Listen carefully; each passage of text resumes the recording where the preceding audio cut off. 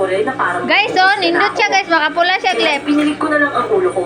Pwede na siya limang Inisip ko na lipstick. lang na wala ako dapat pakialam sa kasal na yon. At tulad naman ng gusto ko, sa bahay pa rin ni Lola Estrellina kami umuwi. Wala na naman doon ang aso ko at sa pagkakataong yun ay may bumisita Wala guys, dami na siya guys, oh. Ate Nida, hindi ka mag-close na nila. Sige na, ako na lang nilalabas. Ito ba? Guys, lamig siya guys. Karo pa ko nakatilaw, ano eh.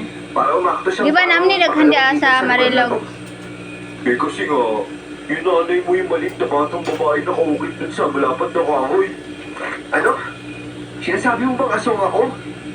Oh, bakit? Kumakain ka ba ng tao? Hindi. Eh, tsaka, imposible yan. Hindi naman ganun si nanay eh.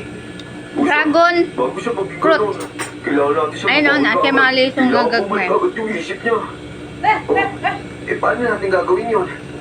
Sa tulong ni Andrea. Kami ba, ini, Ano? wala. Paano sa tulong ni Andrea? Mm. Tutulungan niya to.